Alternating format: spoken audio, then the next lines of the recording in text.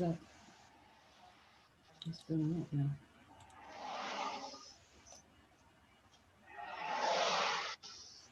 All right, we are live. We are live. This is one of those days. This is one of those days that we are excited.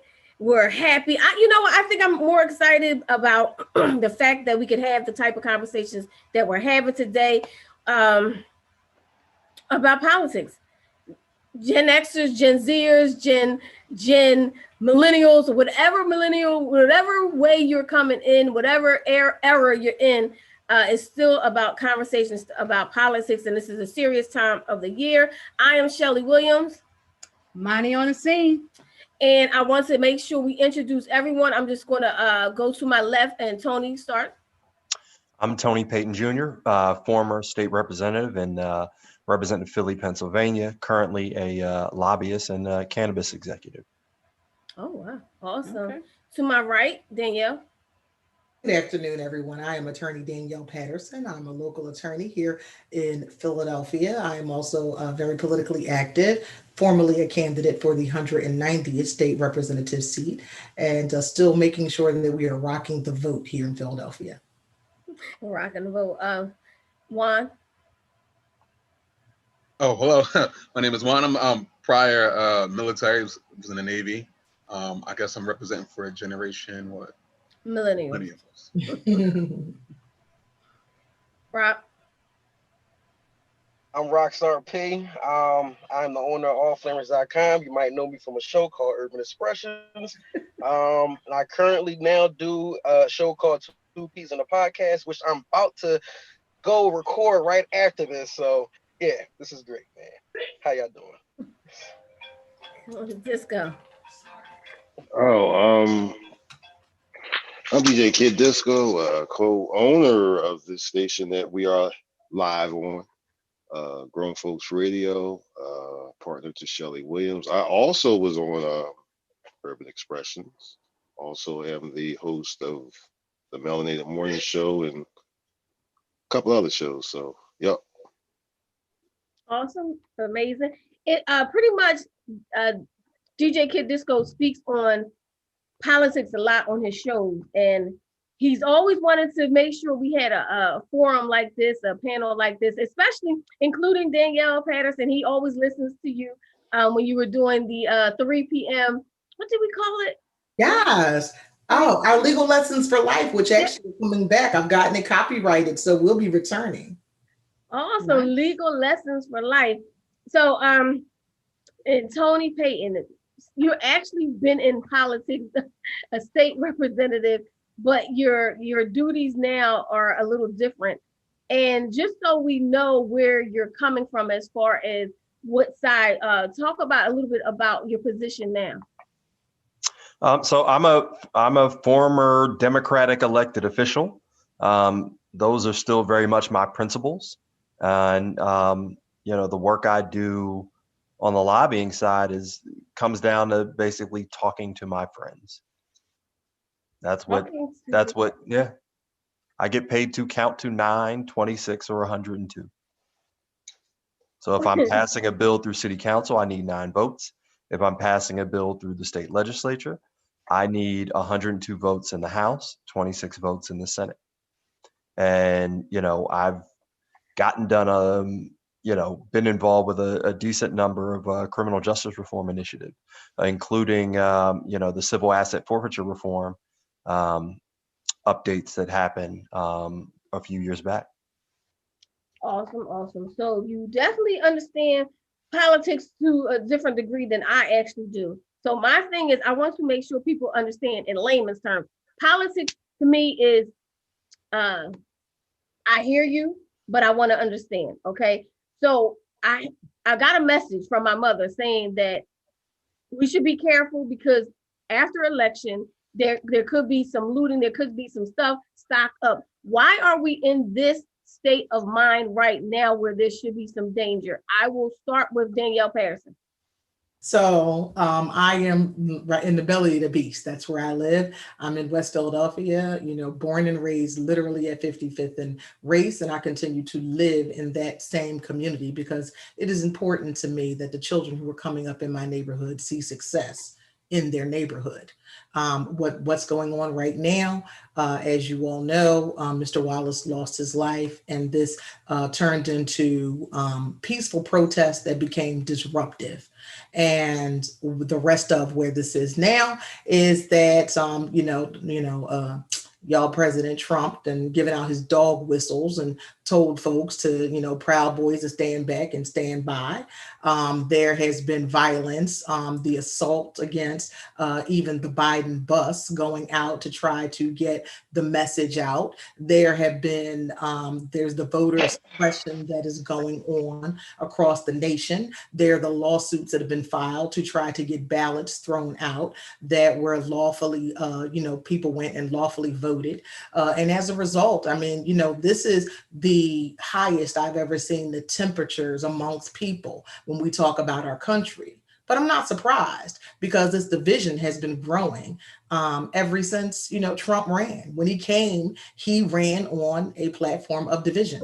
Ever since he started with the birther movement, the birther movement against Obama, and he kept going with his rhetoric. And, from the time that he came down that escalator at Trump Plaza and told us that they were sending their worst here from Mexico, and, some of them were good people. And then we had Charlottesville, and he told us that there were good people on both sides, and that no matter what, he stands with law enforcement. So what has happened is that we have entire communities who do not feel seen and heard, and we have other communities who are afraid. So this is really just every ingredient to a bomb that's going off in our neighborhoods, and not just in our neighborhoods, they're going off all across this country. People feel as though this is the election where you vote or die. Understanding that when you vote or die, but not everybody feels like that. I'm going to let Rockstar P. How do you feel about the current climate, and why are we in this? Why do you think we're in this moment where it's a vote or die type of thing? Like it could be some backlash once voting happens. Well, I think the current climate that we're in right now is man-made. I don't want to sound like a conspiracy theorist, but I think it's all man-made. I'm gonna give an example with Philadelphia. The first time when we rioted, when they were rioting in different cities, Philadelphia had a whole week to prepare. We didn't start rioting until the weekend, and everybody else didn't riot it until like that Monday. We didn't start rioting and looting until that Saturday. They had nothing but time to prepare for that. And then when you went downtown, if you went downtown, you actually seen bricks out there. You seen bricks out there.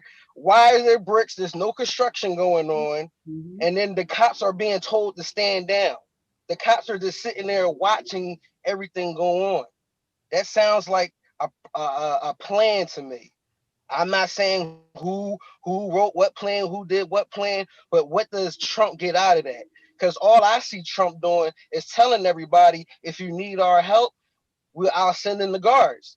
Nobody never called in for help. Everybody called in for help days after everybody already looted and everybody was rioting. And then they wanted to call in for help just so they could say, oh yeah, we called, but you called too late. Because he's been saying and screaming to the top of his lungs, I got to stop it. Law and order, law and order. If you need my help, just call me. But nobody called him. So I think we're in the state that we're in because there's certain people that want us in this state. They want us to be unfair. They want us to be unfair to think, oh, this is all going on under Trump's watch. But Trump is the one telling you that this is nonsense. He's the one with law and order. He's not the one saying defund the police. There's people out here saying defund the police. There's people out here that people are ready to vote for right now that was willing and said to defund the police. So when somebody's breaking into your house and you want to call 911, there's nobody there. There's nobody coming to your house. So you have to be prepared to defend yourself. And Trump is not with none of that. He's with the police. He's with protection. He's with law and order. So I haven't. So all of this stuff that people are saying, oh, Trump this and Trump that, I haven't seen it coming from his side, not one bit. You can, So you feel if it's somebody could planted, probably basically. say it again. You feel that it's planted. That this is a plan that somebody Yeah, put into place purposely. this is definitely a plan. And like I said from the beginning, I don't want to sound like a conspiracy theorist, but it's not a conspiracy when things are actually, these are facts. It's a fact that the former president, the president right before Donald Trump, when he left office, he said, this is a fact, you can look it up yourself. He said that the next president in 4 years is going to have to deal with a pandemic. How do you know that? How do you know that? You know, like, how do you specifically know and the specific time that he's going to deal with a pandemic? I don't understand that. So, if anybody can break it down to me how he's a future teller, then hey, I'm listening. All right, well, oh, Danielle, you put your hand up, so I'm gonna go Danielle and then go Tony, and then Disco. We're gonna go one Danielle. Let's keep it. We'll all keep it brief. So Danielle, Tony, and then Disco. So there's been a pandemic about every 7 to 8 years. They've been controlled because the governments have had plans to be able to limit exposure. So Ebola should have been a pandemic.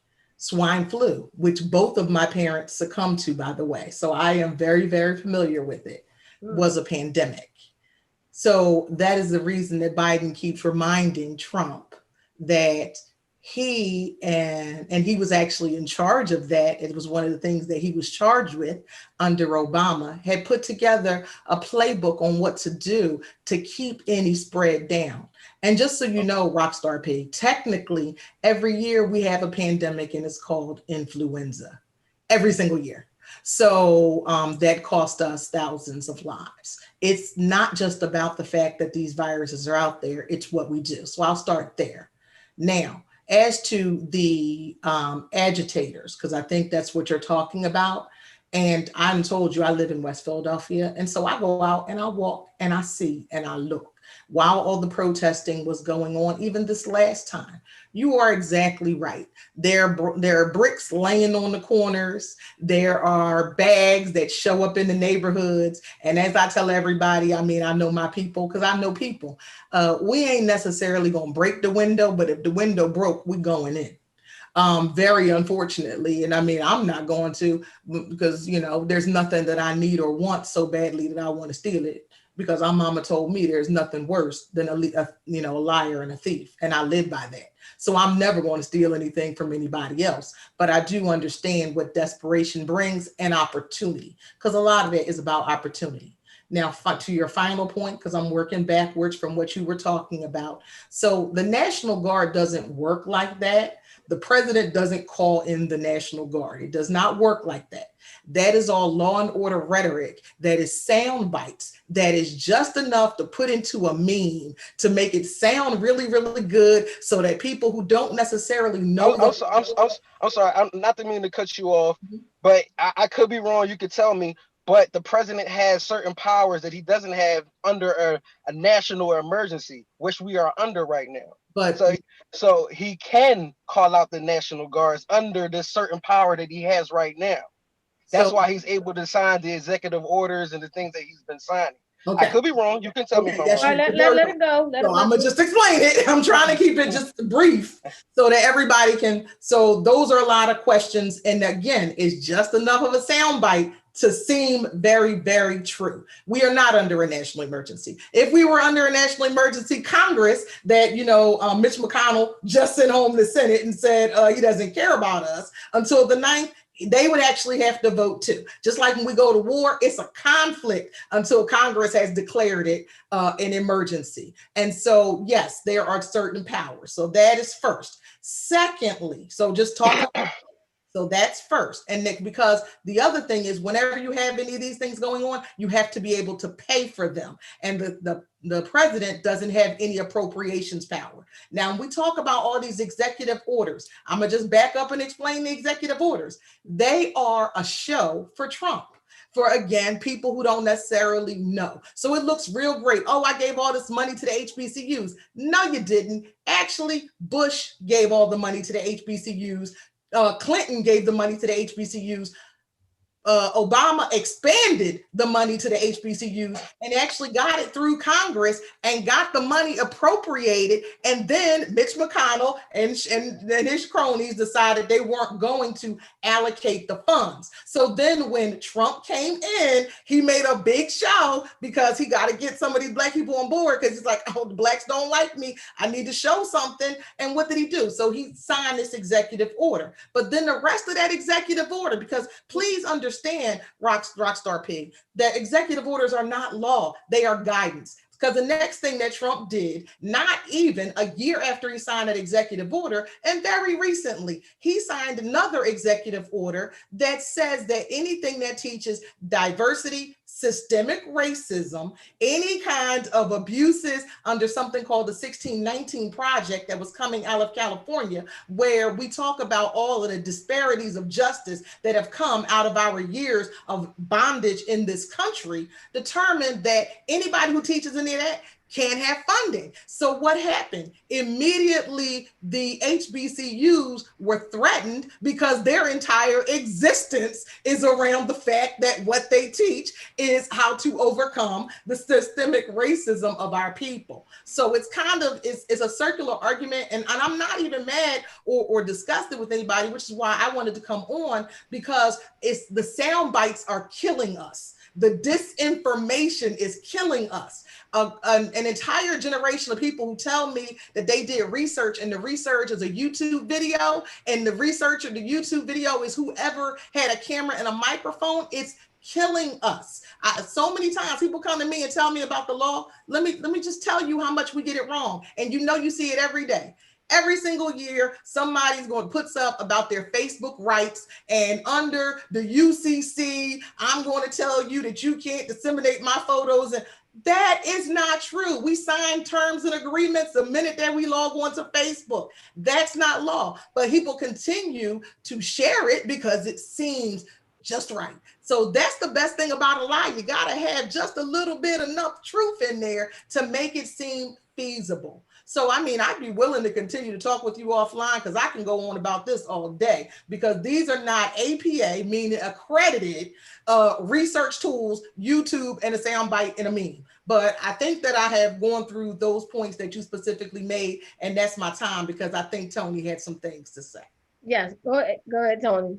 So, I mean, I think you covered most of it, but let's just dig in a little deeper about this whole sort of piece about law and order.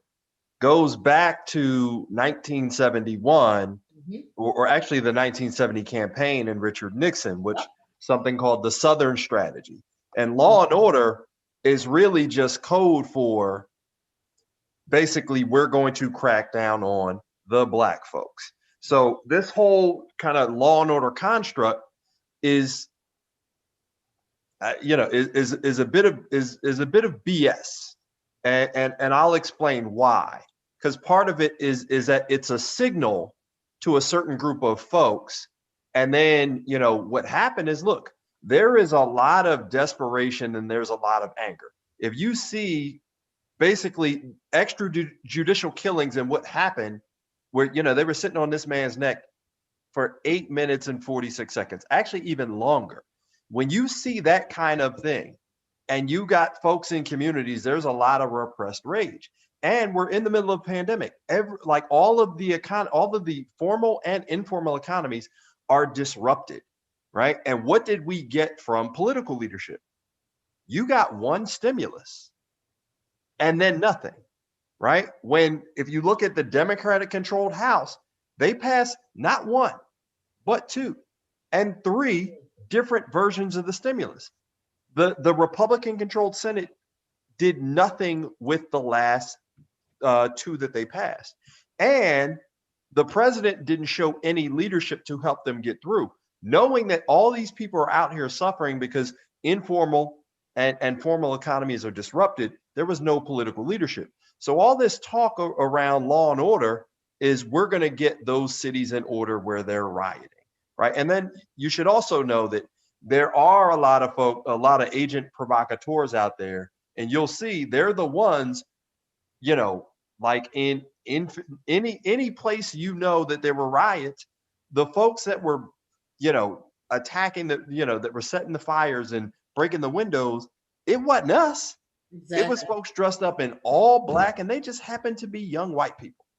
So that's part of the design, and that's co-opting the pain and the desperation that's out there that is real and legitimate of black folks in this country. So we should be aware of that and not get co-opted and fall into that whole message of law and order, because that law and order is, quite frankly, a bit of racist BS. And then finally, just to piggyback on that,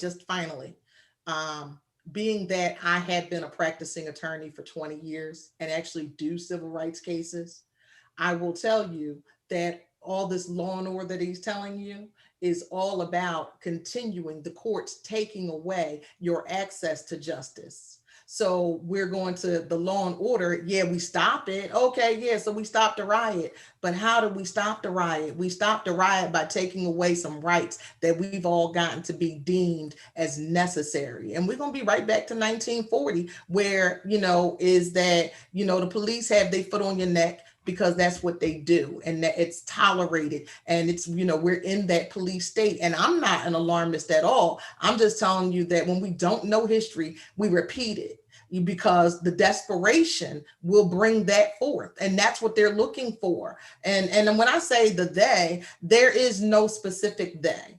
Tony just told you about the dog whistle. We know all of the dog whistles. They're constantly, they're in the rhetoric. Proud Boys stand back and stand down. When they tell you that, when bad things happen in the urban places, what that mean? Where black people live. And suburban moms vote for me and like me, because suburban moms, you got to be worried. What suburban moms are worried about is people like me and you moving in next to them. That's what he's saying to them, because apparently it doesn't matter that I'm Danielle Patterson Esquire and that you're a rock star P and you're doing these great things. Apparently me and you get married and we decide we want to move to the suburbs. All we're going to do is riot, loot, and steal and rape the white lady next to us. That is all the coded message. And that is probably our biggest problem. I know Disco wanted to say something, but to say something to the end thing, when you're saying people moving to the suburbs and things like that, from someone in the suburbs, you do see that I'm black all day. Go ahead, Rockstar, for you. I'm gonna let you say something in a minute, but I'm black all day. But sometimes when you see the culture changing, it doesn't mean, I don't mean it's going to alarm you, but you see a culture changing. I'm in the suburbs and the culture did change, and all the people moved out that weren't us. So yeah, I know, because they moved back to my neighborhood. They do. Well, that was the demographic shift. So they got all of us to move out. That was the demographic shift, and they told you it was going to be better. I'm gonna tell you the best thing our mama ever told me. You take you everywhere you go. So if you're the kind of person that's not going to rake your leaves and take care of your cement and fix your window, if you ain't doing it in North Philly, you're not going to do it in Fallcroft. You're not going to do it in Folsom. You're not going to do it in Malvern, because that's part of you. So, I mean, but at the same time, hey, those people that's moving in across the street from me, I'm looking at them sideways too. Why you want to live here? Why? Why you want to live? So Disco, you was about to Disco, you want to Disco and then P, and then Juan. Did you want to? Because there was one thing that was mentioned, and I don't know if anybody hit on what Rockstar P said. A lot of people blame the current president. I'll never say his name. A lot of people blame the current president, but he didn't seem to be against them. So I'm gonna let Disco go, and then he seemed to be against. I just don't understand what you're saying. He didn't seem to be against the current president. I'm just not calling his name out. So when he was talking, Rockstar P was not against. Okay, I got the current president. Whereas we are, a lot of us are, but he didn't seem to be against, like most people are against the current president. So I'm gonna let Disco go, and then Juan go. First of all, I'm not against the president, this president. I'm not against the color orange or anything like that. I can't hear you. Can you speak up a little? Okay. Can you hear me now? Yes, It's a little it's better. a little better. Not the best. Okay. How about now? That's good. When you keep your mouth right there, yeah. I'm not against the president. Let's say that first. Okay. I'm just against lies and I'm for facts. So let's take a little history trip. We're going to get to the so-called law and order in a minute. Let's get to the economy, which is something else. Because the incredible part is that this president doesn't understand incumbent, doesn't understand lame duck, and definitely doesn't understand the three branches of government and how they operate. Okay, so he's basically running a campaign against himself. Okay, he's using the same tactics and fear tactics and all that he used in 2016. They worked because he didn't have a record. Well, now that he's in office, he has a record. So let's go to the economy. He's bragging that he built this great economy. That's not true. The economy was given to him on a silver platter by Obama. Now, further to when Obama first took office from the wonderful so-called Republicans with the 3 Ks. Yes, I did say that. Because the banking industry, the auto industry, the housing industry were all in the toilet when Obama took over. It took him close to 5 to 6 years to straighten things out. Now, the so-called law and order that's being spoken about, that law and order can go even back further past 1971. We can go back to 1931, where they were busting heads. Anytime that you spoke up against what I consider to be a regime, then you're considered the angry black man, the angry black woman, you're a problem. Okay? Like what was said before, suburban moms. Well, you know what they're talking about when they say, make America great again. I'm going to keep on using the words that he uses. Make America great again. Well, when exactly was America so great? When they were lynching us? When they were throwing us in jail? When they were throwing us off the side of the slave ships? When exactly was America so great? What exactly is he doing that's so great? He is not doing anything. He has no military experience. He has no political experience whatsoever. We basically have a reality star in office. Unfortunately, we have gone from one of the greatest powers in the world to one of the least liked. You're fired. That was his words. You're right. You're right about that. That was what he did. And that's how he came into office. And all the people that were in office, how many people are not there now because of the man who's, you just said, was a reality guy? You're fired. This is the highest rate of people in the presidential office that have been either removed, fired, left, whatever. It's never been this high. Also the highest rate of individuals who've also been convicted. Don't forget that part. So they didn't just get fired and investigated. Right. They were convicted. Right. So, but another question. Other than Ben Carson, name me one official in the White House that is of color. That's left? That's still there? No, the whole time. That was there to begin with, besides Amoroso and Ben Carson, and they had their C certificate way before then. So, can I break in now? Yep. I think Juan was going, and then you can go. Oh yeah, go ahead. Go ahead, Juan. No, you can go ahead, because I'm taking this knowledge in. Well, you were talking about the economy, and we were talking about. So you had. Yeah. So some of the things, I don't know if it was misinformation from what I believed. I mean, I thought that Trump right now for like, I think it's Hispanic women, Black women, and like Asian women that he brought. It's at the all-time low for unemployment. Like he brought the unemployment lower He than what it did. was before him. And He so like did. when I hear things about like the economy crash and all that, I don't, maybe I'm not aware of what all that constructs, because I'm just trying to figure out exactly like if this was something that he did and this was something that was an issue that he took care of. Like I'm just trying to figure out what, you know what I mean? Like Actually, what you're doing right now, Juan, is actually saying a fact. That's a fact. A lot of the stuff that's been going on are opinion. What you just said is a fact.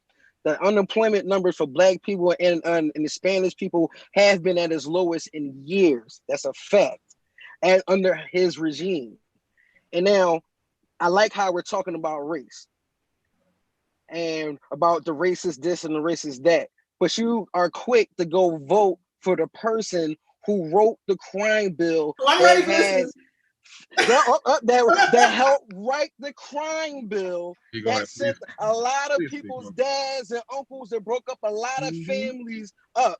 Y'all about to go quick to go vote for him after he was on the Senate floor telling you, me, Juan, Danielle, and everybody else on the Zoom call a predator, and everybody that looked like us a predator, super predators, and he doesn't want us in school with his children. He doesn't want us with his wife, next to him to be fighting and whatever stuff that he said. But that's okay though, because he's Democrat, and as Black people we forgive. But we don't want to forgive Donald Trump when Donald Trump literally didn't do anything. I don't know what you're talking about, because Donald Trump is literally the first president and the only president that deemed the KKK a terrorist group. And the KKK that we're talking about, the KKK, do you know where the KKK came from? Since we're all talking about history lessons, let's take it all the way back. The KKK came from the Democratic Party years ago. The Republicans, the Black people, the slaves, and all of that, we were actually Republicans from back in the day. Uh-huh. That's why when Donald Trump talks about, oh, I'm the best president for Black people since Lincoln, that's what he's talking about. That's what he's referring to. Everybody can say what they want about him. Oh, he's this, he did that. He only did it because I don't care why he did it. We're free. It doesn't matter. And then everything that this, oh, Trump only did this for the Black vote. Trump only did, I don't care why Trump did what he did. He did it. He gave our children school choice. That means I can send my son, instead of the neighborhood school around the corner, I can send my son to whatever school that he wants to go to. He did that. And you talk about the HBCUs, every president gave the HBCUs money. No, what they did, they gave HBCUs money by the year. Trump guaranteed the money for the rest of the years. And actually when the HBCUs had a meeting with Trump and asked them, oh, look, this is what we need. We need this amount of money. Trump said, no, you don't need that amount of money. You actually need more. And he gave them more than what they asked for. And these are all facts that you can look up yourself. It's all of this stuff that is sounding, it sounds great, it sounds nice. But like I said, back to the history lesson, the slaves and the Black people from back in the day, we all started from Republican. And somewhere down the line, when Democrats realized they were never, ever going to get the Black vote, what did they do? They got into the media. They got in bed with media. That's what it happens. And what they do, and all the Hollywood people and all the media people, and eventually there's a big boom happened to where you got Joe Biden feeling comfortable to say, oh, if you having trouble between me and Trump, you're not Black. They feel comfortable saying stuff like that because that's the plan that they put in our hands for years. People don't even know why they vote Democrat. Oh, why are you voting for this person? Oh, I vote Democrat. Do you know any of their views, any of their policies, any of their politics? No, not really. I'm just voting because I'm Democrat, and they're voting because they're Democrat because their mom was Democrat and their grandmas and everybody was Democrat, but don't nobody know why they're voting for Democrat. And now I'm not saying anything wrong about Democrat because I don't vote by the party. I vote by the person. I want to know what they're talking about. I want to know the views. And I know if I vote for Biden, it's a vote for quarantine all over again. It's a vote for my rights being stripped away. It's a vote for telling me I have to wear a mask. I have to stay in the house if I don't work a certain job. I have to take a certain medication in order to go back to certain jobs. This is what a vote for Biden is. And we're gonna have Tony go next. Yeah, but as far as what you're saying, Rockstar P, along the lines of voting, some people don't know that they can split their vote. Even though you are a Democrat, you can split your votes and you can vote for other parties. Speaking on that, but we're gonna go with Tony. So because he had a comment. So we're gonna go P. Tony. Well, Juan, I just have a question. Was Juan finished? Because Rockstar P jumped in and Juan was asking about the unemployment numbers. Because I just want to make sure that I'm ready to answer all of it. Oh, that's all. Thank you. Okay. He's finished. So Tony. All right. So Danielle, then Disco. Sorry. yeah. So listen, Lincoln was a Republican, right? He, technically signed the piece that led to the freeing of the slaves. And sort of there was a period of Reconstruction. Oh, I'm sorry. This, not to cut you off, just so you could go off of what I'm saying, because I forgot to put that part. So basically, like I said, the Lincoln was the Republican. Meanwhile, he wanted to free the slaves, but who were the people that were against freeing the slaves, which were the Democrats? The Democrats were the ones who didn't want to free the slaves. They were the ones that's fighting against it. No, I understand what you're saying. Right. I'm just going to give you a little bit of information go ahead. before I address it. Mm-hmm. So there was a period of time, and then you had something called the Dixiecrats, and there was a switching. Now, a lot of the reason why many people identify with the Democratic Party is because the Republican Party has been explicitly racist in their policies, in their appeal for the past 4 or so decades. So yes, there was a switch. But beyond that, if you look at the party platforms and what they stand for, I think you will find that many of the people that are voting, so let's not kind of lump people in it. They vote Democrat, they don't know why, what have you. I think, look, people have their own agency. People understand what they're doing and they understand politics. In my experience, as somebody that has stood as an elected official, asked people to vote for me as a Democrat because I was campaigning on things that made sense to them. Right. Free college, just so decriminalizing people marijuana. don't think I'm wrong. I'm with you, but let me finish. Wait, Rock. Let him go ahead and get his point. So I'm coming around to a larger point. But look, I'm all for voting for people, but if you line up the records, right, and then if the whole piece about Trump and race, I mean, he has a long history, right? So his father had a real estate empire, right? He then took that over. They were sued not once, but they were sued several times for civil rights violation. For what? Not renting to Black people. There's a whole kind of history of his racist stuff, right? And then including the people closest to him that have been said, yeah, he's racist. I get it. But let's take that out of that, right? I'm not even going to go into the crime bill, but like part of it is that voting is not, you're not falling in love with somebody or everything that they've done, right? The question is, are they coachable or will they acknowledge where they went wrong, right? In 1994, when the crime bill was written, whole different environment, whole different thought process about how we approach criminal justice reform, right? You got somebody who's the current president who won't acknowledge for calling for the death penalty for the exonerated 5. Won't acknowledge that. Whereas you got somebody saying, you know what? At the time, we thought this was a good idea. It turned out to not be a great idea. That impacted a lot of people. I would rather go with somebody that actually acknowledges stuff versus who gaslights me about what they did and what they didn't. And somebody who told me, you know what, you're abusing me and getting mad at me for calling out the abuse. I'll go to Danielle. Danielle, baby. Danielle, I'm sorry. I'll go to her and let her speak because there were a couple other points in there I'll let you address. I'm gonna start with the crime bill because I'm probably more learned than most people here about this here crime bill. And I was directly impacted because my brother went up on kingpin status as a result of it. But you know what else? My father told him when he wanted to be a drug dealer, don't come to my house. Don't bring that here.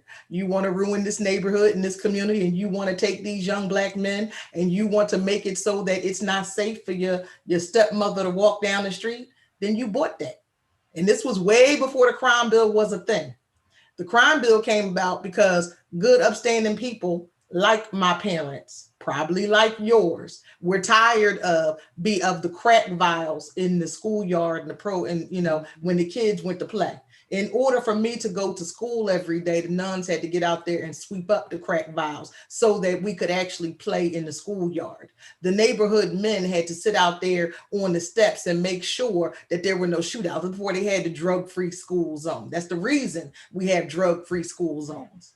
Or we were in a state of crisis. Every young lady I knew had split ears because their bamboo earrings had been ripped out of their ears, coming out the store. I remember standing on the corner on my way to school. I had a pair of EK glasses, and you don't know I'm blind, contacts in now, and was blind then. And I was looking at you, and then all of a sudden I couldn't see you because somebody had ran past me and took my glasses off my face. You couldn't wear your triple fat goose to school, even though your parents had worked so hard to make sure you got it. So I don't know if you were alive then. I was alive then, and I was living through it. And I saw the community I'm gonna tell you, for the first time, the community, they had an agenda. Because one of the problems with our community right now, we don't really have an agenda. But our agenda right then was to get them drugs off our street, no matter how they got here. We knew Reagan brought those drugs here. We knew we didn't have access to heroin. We knew we didn't have access to cocaine, but it was in our communities, and we were the ones suffering from it. And we were the ones trying to get somebody to do something about it. And it's the first time that I know of that they banded together and they lobbied hard to President Clinton to make sure that something came of it. They lobbied hard to all of the senators who were in power to make sure something came of it. And so now let me also tell you about something that is a fallacy, absolutely. And it actually bothers me that they continue with the fallacy. Biden did not call Black men super predators. That was Hillary Clinton. Don't get it twisted, okay? That was Hillary Clinton. Biden he called you regular predator. No, you had a long time to talk. I'm talking. Sorry.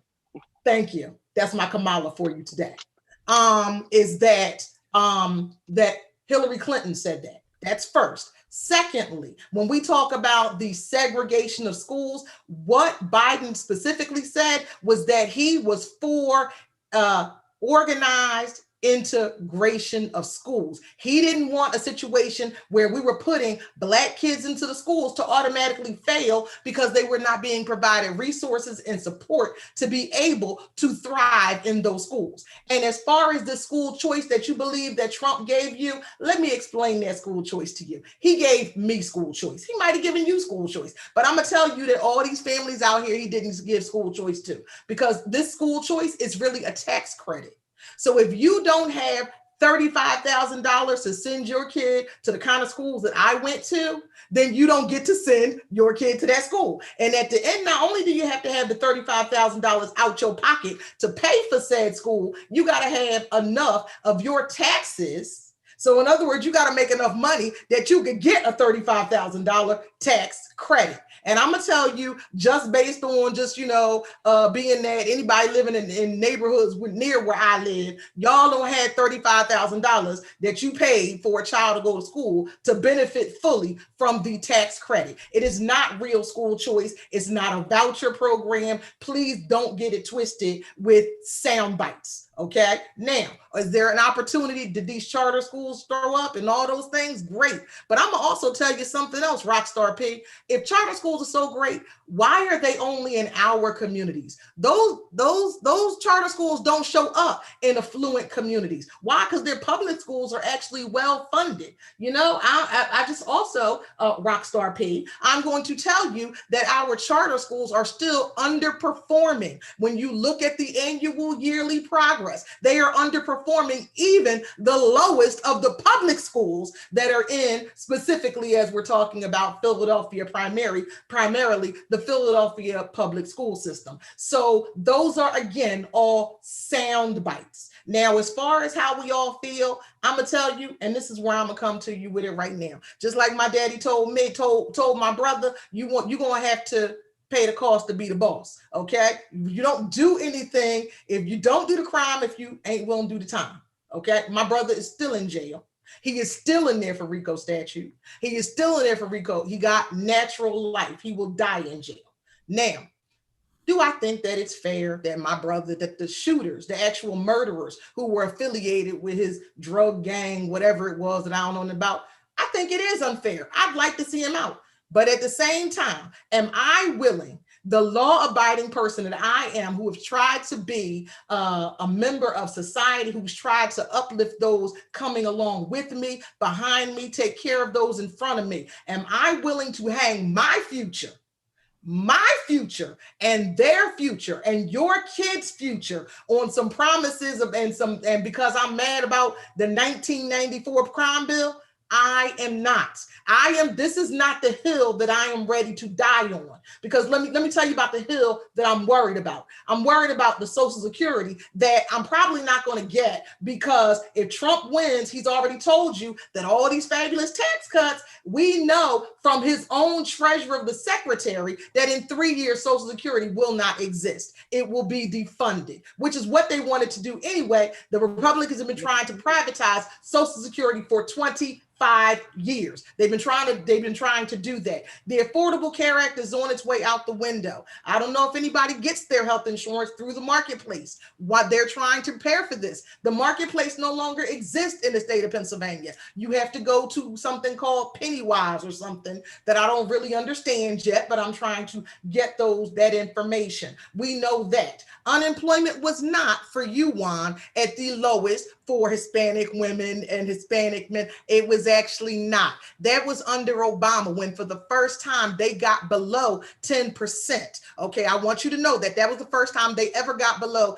10% under Obama. And yes, Trump did inherit that economy, and because he inherited that economy, it looked like Hispanics were doing well for the first time that they had in 20 years, which immediately, with the Trump tax cuts, what happened? Those were the segments of society that immediately saw a rise in unemployment. And the reason for that is this fallacy of something that we call trickle-down economics. It has been proven for 40 years. Reagan started, Reaganomics was trickle-down economics, which states if you give the rich people even more money, they will give it to the poor people because they're going to hire more people and they're going to do whatever. Meanwhile, inflation, we have not kept our wages up with the rate of inflation, such that those people who were in the lowest paying jobs, now they can't even pay rent. Before, when you were in your lowest paying job, you could pay rent. Now you're in your lowest paying job and you can't even rent your studio apartment in the city of Philadelphia that is on average $900 a month. So that is what has happened. The wealth gap is even larger, and it's getting larger. And I'm just going to finally come back, because if somebody come to me about how my taxes are going to get raised under Biden, this is my final. And I'm just going to say this because you specifically said people don't even know why they vote Democrat and Republican. And I'm going to tell you, I know exactly why I vote Democrat versus Republican. I believe in social justice. I believe in social reform. I believe in government for the people, by the people, not for few people. It does not mean that if I believe that if there's going to be welfare, that I'm going to give it to one of the faces that I see on this screen, not IBM. I am not going to make Jeff Bezos even more, turn him into the world's first trillionaire through corporate tax cuts. Because what do we know? Just like Trump didn't pay but $750, Bezos paid zero. And that's because there are all the loopholes that they made off of our backs to be able to make them even richer. So that's why I vote Democrat. I want everybody on here to have access to health insurance. I want everybody on here to be able to educate their children so that they can rise up, not just out of poverty, so that they can make good livings and have good lives. I want everybody on here to be able to have access to affordable housing and to be able to continue to build their wealth. That's why I vote Democrat, because I am about the people and not the corporation. Because I'm gonna tell you right now, the government, the Republicans have shown me they don't care nothing about me, because what, you too can sponsor an American for only $6 a day. They gave us $1,200 to make it through an 8-month pandemic. $1,200, and I don't know about none of y'all, but $1,200 didn't go very far, especially when we know that the average rent in the city of Philadelphia on a 1-bedroom is $900. So that's where I stand with that. We can come back because I can talk about the crime bill literally all day. I have actually been one of the people who have been working on the reforms to that. I've actually worked on the adjudication to get some of these people's sentences reduced. So I know the crime bill inside and out. So we can talk about the crime bill. I'm here for the crime bill. You want to talk about it? Let's talk about it. All right. Okay. Disco, did you want to add to that? I just want to go back to a couple people on Facebook because they are really chiming in. Somebody mentioned, Lucinda Trotter mentioned that she's going to vote for a person who's running. I don't want to promote the person, but it's a Black female. Mm-hmm.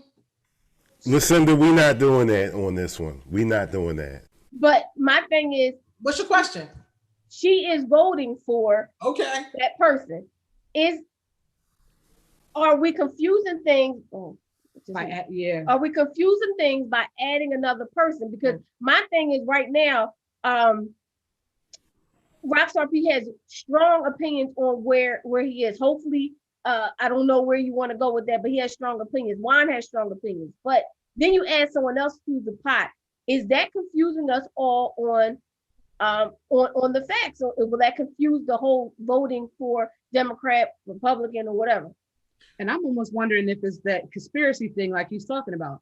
Does that fall under that too? Is this all strategically done to like she said, to confuse? That it's mysteriously a Black woman that it is. And I'll also say this, they actually learned about this third party trick when Ross Perot ran and messed it up, and that's how Bill Clinton actually won. So this is a trick from way back.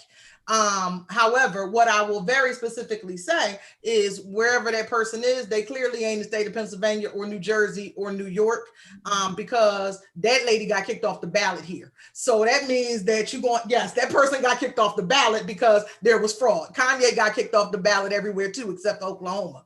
So you have to write that person in. So we're not gonna have the confusion we had the last time with Jill Stein running around because it was on all the ballots and people was like with their protest vote and all this kind of stuff. But I think that it's to confuse people. If 2016 taught us nothing else, okay, there are only 2 people that could win.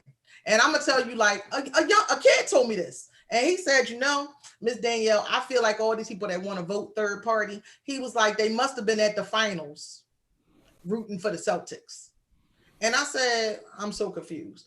He said, clearly they don't know how this works. It's only 2 people in the championship. It's Biden and it's Trump, okay? So if you at the championship and you rooting for the Celtics, you wasn't even at the right game. Basically. They weren't in the championship. All right. So Disco, you want to say, she said that the young lady is a write-in, but she's also saying, Danielle, when you running. That's what she said. Drop the mic, Danielle, when you running. Disco, did you want to add to that? Ballot, my goal is 2022. Just because you don't make it the one time, you're right back at it. I am very concerned about my people. I continue to work with my people. You all know that I can continue to keep a campaign and community office at 111 North 55th Street. We are still there. We're still doing PUA applications. We're doing Social Security applications. We were doing those real estate rebates. Now we're doing the housing credit rebates. I am still here working for the people of Philadelphia. No, we're saying when you're running for president. That's what. Oh well, I got to win something. I can't. She got to win something first. That's all right. That's all right. Trump didn't go through all them stages, and he's a president. Well, this is the thing, and I'm gonna call it what it is. I'm gonna call that what that is, and I'm gonna just say it. That's But you've called. done enough though. You've No, done I'm a gonna lot tell of you, stuff. that is basic white man privilege. Okay, the white man can just wake up and just be like, you know what? I'm be the president, and that work out. Meanwhile, I got to go be Dr. Danielle Patterson, Esquire, MBA, go run for office 19 times, have a successful law firm for 20 years, and do everything else. And then you go, I don't know. I wanted a block party, and you didn't give me a block party, so I don't know. You know, it's a little different for us. It is a little different. Disco, did you want to add to it? I know you were up there waving your hands for a minute, like Well, I want to make a couple of points.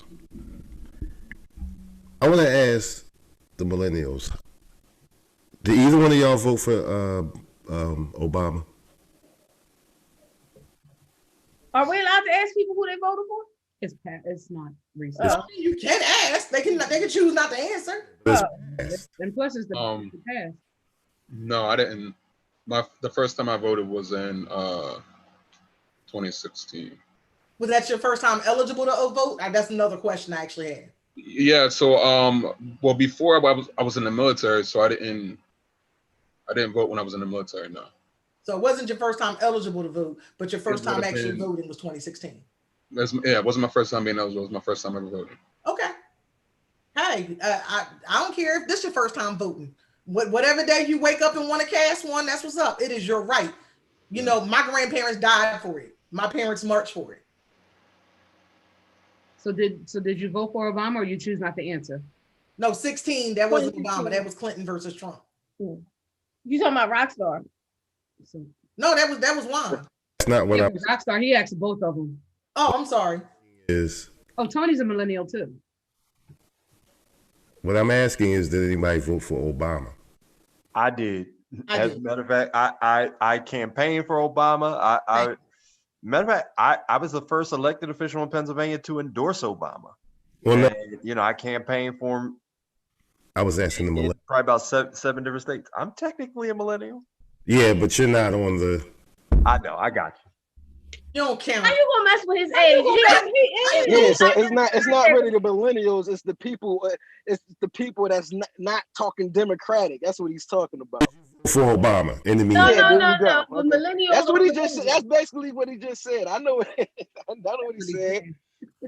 But in the meantime, did you vote for Obama? In the meantime, No, I didn't. I didn't vote for Obama. I didn't vote at all.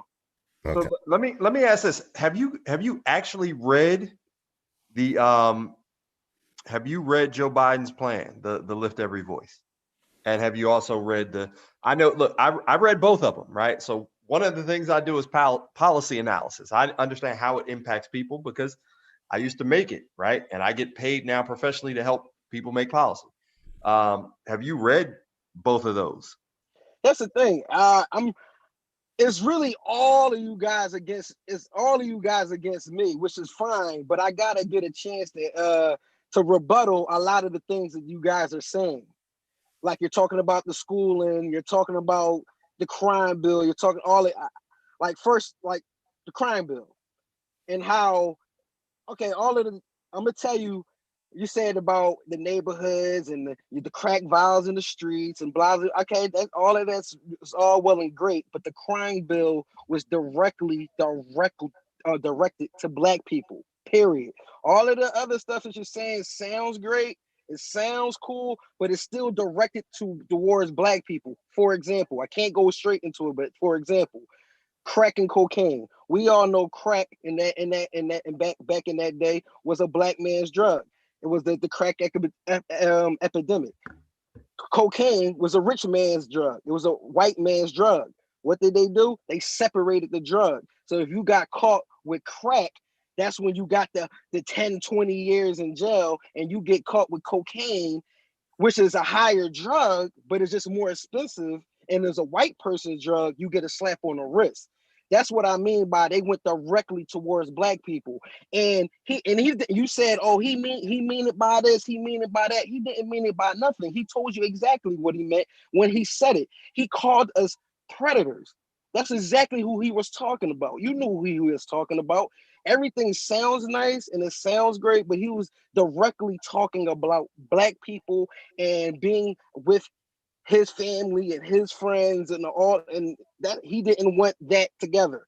All of that other stuff sounds great politically, but as a person that's talking from just a regular guy, just a regular black guy talking, I know who he was talking to, and I know who he was directing that message towards.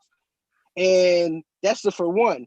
The schooling. You want to talk about schools? Oh, the schooling is bad. It's still bad schools, charter schools, this and charter. This school problem been going on.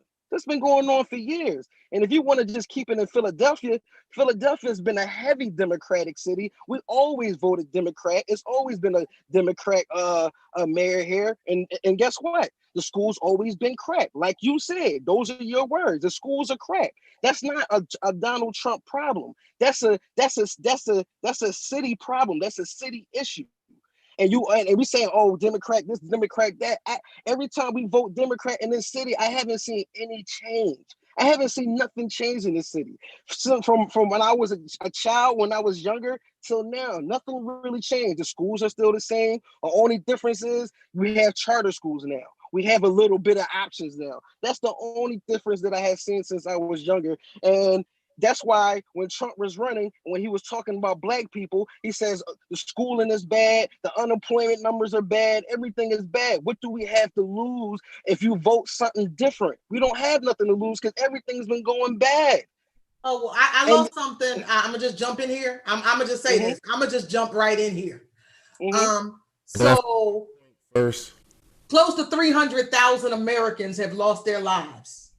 That's what we had to lose. We know that the numbers of African Americans who contracted the disease and died were 1 in 5. If you contracted the disease, you had a 1 in 5 chance of dying, versus if you contracted the disease and you were white, and you had a 1 in 60 chance of dying. Okay, so I had a whole lot to lose because we were losing lives. But I'm gonna just back up again. And my question just to you, Rockstar P. Oh, I'm sorry. And first, I just want to say this. If you look at the stats, in Republican-controlled states versus Democrat-controlled states, the Republican-controlled states are in the bottom 20 of everything. They are in the bottom 20 of health. They are in the bottom 20 of education. They are in the bottom 20 of economic opportunities. They are in the bottom 20 of healthcare. They are in the so you want to talk about the Republican, the Democratic city. What I'm saying to you is, you're saying, what do you have to lose and all these things, and you want to claim it to Democrats versus Republican. What I would say to you is, I wouldn't say it's Democrat versus Republican if you're talking about city of Philadelphia. Okay, what I'm looking at right now is that we have 2 young men, 3. Okay, one told us he just became engaged in 16. Okay, and I think that's fabulous, because whatever day you wake up and do it, that's great. Rockstar P, you told us, you said you didn't vote when Obama ran. How old are you, darling? I'd rather not, sir. You could have you could have voted in 2008. I could have voted. Am I correct? Yeah. Exactly. I could. So when, and I'm gonna just tell you something about this city, and people don't recognize this all the time, because somebody said something to me and I thought that was very interesting. And they said to me, oh, well, when I move somewhere, I make sure that I register to vote, and I register whoever is the majority party wherever I move. And I said, oh, that's great. She said, oh, but I don't vote. And I said, do you know that there's actually a voter log on you? There's a voter history. And they know every single time you voted, not who you voted for, but they know I'm a super voter. They know I vote twice a year, every year. And what that gets me is, council people answer the phone when I call. My state reps answer the phone when I call. So I get, I had my neighbors, when they need things, and when the car need to get moved, or they felt like it was too dirty and it wasn't working for them, they answer what they called me, and I would call for them. That's community politics. You have to exercise your voice continually. So Juan, regardless of what you decide to do with your vote this year, I just want you to keep exercising your right. Not just presidential years, every single election. There's an election every spring and an election every winter. Okay, I mean every fall. Because you know what? This is the thing, and y'all really ain't paying attention. The Republicans have packed the court so much that young black men, you want to talk about not getting a fair shake? You're not going to get a fair shake. Okay, because what has happened is we have ultra conservative leaning judges who are already taking away our rights. They've already struck down parts of affirmative action such that white women are the only people who get that. What we know is that there are test cases that are making their way towards the Supreme Court, is that we have white men who are suing Harvard University right now because they're not getting into Harvard. And their answer is that the other people are getting in too often. Specifically to them, it's the Asians. So now affirmative action goes down. We have this stop and frisk issue that we have going on in our communities. That is another one that is working its way to the Supreme Court. So I just want you all to know tonight, remember, this fight don't stop on November 3rd. On November 4th, we need to be looking at who's going to be our judges. Because the next set of races in the spring in the city of Philadelphia, we elect our judges. So don't fall asleep on this here job because our person didn't get elected or did get elected. We got to continue to fight at our local political level. All right. No, so go ahead to just go. But no, what I wanted to say with Danielle, that some people don't understand. I know you said the spring and the primary. I've actually been working the polls. What a lot of people don't realize is that during that spring and the primary, what they're labeled as what is that neutral thing when you're not a Republican or you're not a Democrat, independent. And they don't realize their rights under that because they can't vote during the primary. They can't vote during the spring. And see, this is to give them knowledge too, because we had a lot of them come in and they're like, oh, well, I'm ready to vote. And we're like, well, you can't because you're independent and you can't vote for the primary, which is all of that stuff that you were just saying. And the other thing is, please know this. Please know this. So since Rockstar P wanted to talk about the fact that it's a Democratic city, this is the thing. In the city of Philadelphia, the battle is in the primary. The battle is in the primary. So when we don't show up to vote, that's when the real battle is. So all these people were like, because I've seen this online a lot. Oh, well, this the best we could do. 300 million people in America. And this the best we could do, these two people. And I'm like, well, that's how the primary system worked. There were 27 people that ran for president on the Democratic side. And in the end, we got down to Joe Biden. That's who the majority of the nation decided. The majority of Democrats decided they could believe in his platform and get behind it. And then that's why we have the national conventions, which was to actually develop what the platform is. The Democrats told you what their platform is. Tony would be able to expound more fully on it because he works on the legislative side. But I can tell you what the Republican platform is because they said, they had no platform. The platform is whatever Donald Trump wakes up and decides it is that day. And that's problematic to me because if you don't promise me anything, I can't hold your feet to the fire about it. I can't continue to say this is not what I wanted because you didn't offer me anything. And then for those of you out there who are undecided, this is just where I'm going to leave this right now, is to say this. You are not happy with the America that you are living in right now, the Donald Trump America with the riots in the street. If you are mad about the fact that you have gotten no aid during this entire pandemic, if you are concerned about individuals around you who got sick and died and you don't know how we're ever going to get this pandemic under control, if you're worried about your job that you lost, the hours that got cut, and you don't know how you're going to continue to feed your family, if you have already been impacted by the reduction in welfare benefits and SNAP benefits the Republicans have already attempted and are already doing in several different states, then that was all when the Republicans had something to lose. Meaning they were in the campaign mode. They were actually trying to get your vote and did all of that. Lame duck. If Donald Trump was out here doing anything right now and he had something to lose, which was he needed to be able to get reelected, imagine if he didn't have to get reelected. If you think that we was under The Apprentice and every day somebody was getting fired before, do you really think with nothing to hold him accountable, nothing to hold him accountable to the people of the United States? I tell everybody, I don't want to vote for the president. Well, you know what? You don't just vote for the president.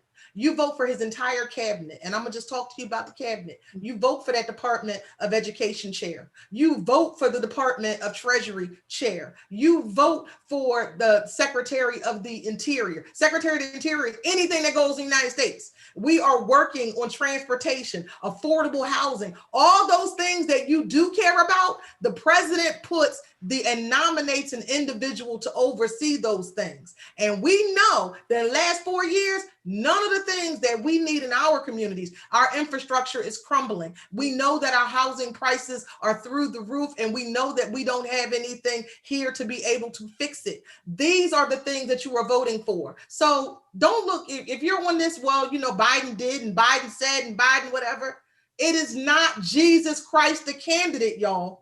It's not.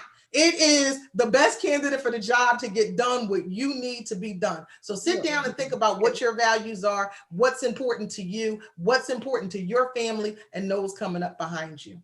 Absolutely. Let's give some last final words, because it is the end. I know it's been a long time. Everybody give their last words. I'm gonna just start with whomever you vote for, vote. The whole goal is to vote. Your voice matters. I love Philly, so I vote, baby. I love Philly, so I vote. I love Philly. I love me. I love the Lord. So I'm going to vote. So make sure you vote. So each person, Monica, go ahead. You want to be your last, and then Juan, and then Tony. Oh, you can start. Okay, good. Juan, go ahead. Last. Yeah, I don't have much to say besides I'm very honored to have this conversation, just because, again, I think a lot of times voting can be such a confusing time for a lot of people, especially people of my age, just because you hear so many different things. And for our generation, the media does influence our views and who we vote for a lot. And so I think it's very important when we have conversations like this and to be involved in these conversations and to be a part of them, because it helps it helps bridge that gap. So that's pretty much all I wanted to say on that. Tony.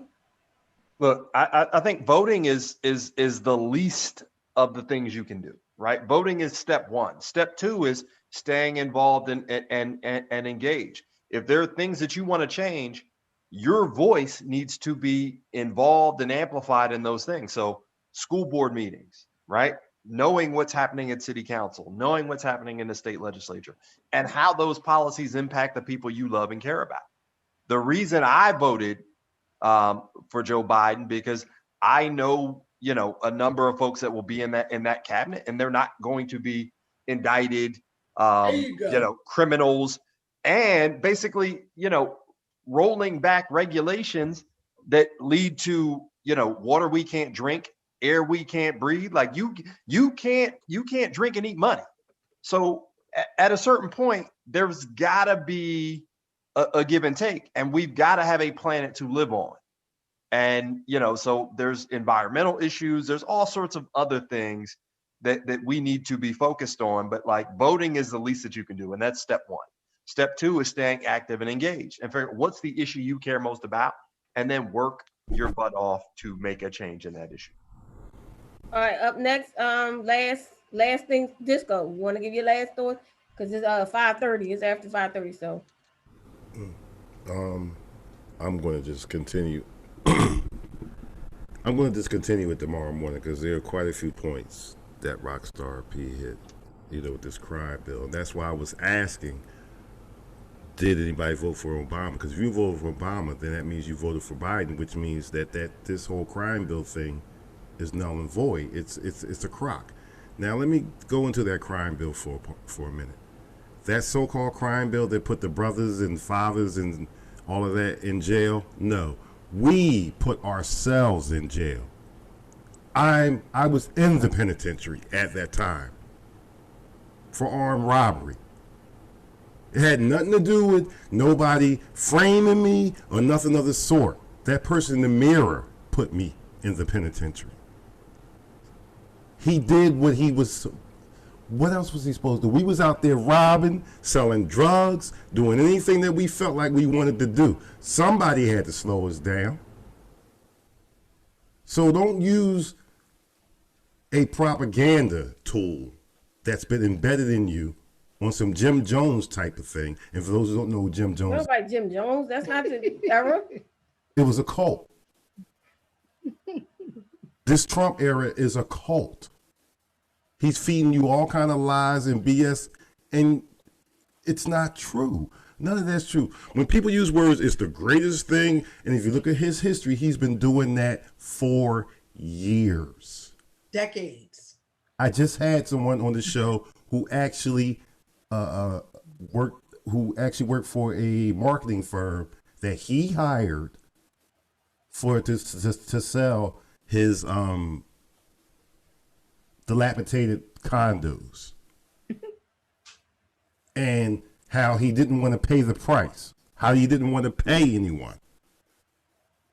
This is what he does. He's selling you, he's like a charlatan. He's a snake oil. He's selling you lies. I can't break your vehicle and then come back to you and say, hire me to fix it when I'm the one that broke it. How can you run on crime when you're the one that created the crime? How can you talk about an economy when it came time to deal with a crashed economy? He didn't. He crashed it even further. When the pandemic came, what did he do? He dropped the ball. He infected his own staff. If you don't think there's another wave coming, people, you better look at the news. England will shut down for a month come Thursday. Italy is next. So what does that mean? It's coming, folks. It's coming. So we need to get this idiot out of office. If he had it my way, as soon as he's voted out of office, everybody gets out. I don't care if you're the gardener. You go. If you came up under that clown, you got to go. Well, the gardener did change the rose garden, so I'm just saying. I don't care. I don't care if you out there directing traffic under his regime. You got to go. It's dangerous. He's dangerous. And if you think he's just going to cut our benefits off, he's going to cut your benefits off too. All right, Rockstar P, your last words, and then Danielle, and then we're going to wrap it up because I know you got to go. And plus, I'm hungry, and I know you got to go. You got to go record your 2 Ps in a pod. 2 Ps in the podcast, yes. Yeah. So I guess my closing remarks. All of this stuff that I was saying. This is not me telling you vote Republican, vote Democrat. I'm not saying that I vote a certain party. I'm not saying that. I'm not telling anybody to vote a certain party. What I'm saying is to do your research before you vote. That's all I'm saying. Because when I ask people why are you voting for Biden, they just say, oh, because Trump is a racist. That's not a good answer because they're both racist if you want to say that. Okay? So don't go buy off of, oh, racist. Biden is a pure racist, and he lets you know that he was a racist. And just like you keep talking about the crime bill, I wasn't really talking about the crime bill. I talk about the crime bill to bring up the fact that he calls you a predator, and nobody wants to talk about that. Once that's what I'm saying, how people have selective memory and what they want to talk about. They don't want to talk about the fact that he calls you a predator and you're about to go vote for him, and by saying, oh, but Trump is a racist, though. That's all I'm saying about that. I'm not saying to vote for whatever party. I'm just saying to make sure you do your research before you vote. And can I ask one last question? I know it's closing remarks. Are y'all cool with the tax hike that he's going to do for, if you make over a certain amount of money? Yeah. Right. Like 50, the point 50%, of clarification, 60%? you do realize the tax tables, the difference is 2.6%, my guy. No, I'm asking. I'm just saying. Are y'all okay with it? That's all I ask. Yes, okay the difference between the tax plans, the current tax table for Trump right now, and the difference between what's proposed for Biden for income earners above 400,000 is 2.6%. And it's only that is not a mountain I'm willing to die on, because guess what? You know what government service funds? I do. And that, like, literally 2.6% is not enough of a pain point to basically allow all of this criminality of a failed businessman. Literally. So okay, so I asked that question. So you're okay? So Yes, you're okay with it's with people having big? 2.6%. Okay, so you're okay with the big tax hikes, and you're okay with the everybody everywhere has to have the minimum wage has to be what is it, $15? There was no there's no national minimum wage on the JoeBiden.com website. There is no national minimum wage. That's a fact. But I did hear him No, you just talk heard about that, right? Look on the JoeBiden.com JoeBiden.com about that, right? Okay, but like I said, I heard Joe Biden himself say that, right? But here's what I will say. $15 an hour is $30,000 a year, my dude. What are you talking about? Like, people are still living in poverty at $15 an hour. That's a poverty wage. I think people deserve more than that. So yes, I'm okay with it. Okay, That's an asinine question. All right, great. And everybody is going to say you're okay with that. You know why? Because we're not the one flipping that bill. Because this is eventually what's going to happen. I employ people. I'm an employer. I employ people. You're an employee. Wait. All right. I'm not talking about the little business, because you have little businesses, you have small businesses who already can't afford to pay people $9 an hour, $10 an hour. And then you're going to force them to have to pay people $15 an hour. What eventually is going to happen is they can't afford that, and then they're going to cut. People are going to get fired. People's hours are going to get cut. People are going to lose their benefits, and it's going to be a trickle down effect. And what's going to happen to the employers, the people that's employing the people? He's going to say these taxes are too high. Me employing people here are too high. And what's eventually going to happen, like they did back in the 70s? They're going to leave. They're going to leave like they did in the 70s. Back in the 70s, factories are everywhere. Car businesses is here in America. But what did eventually happen?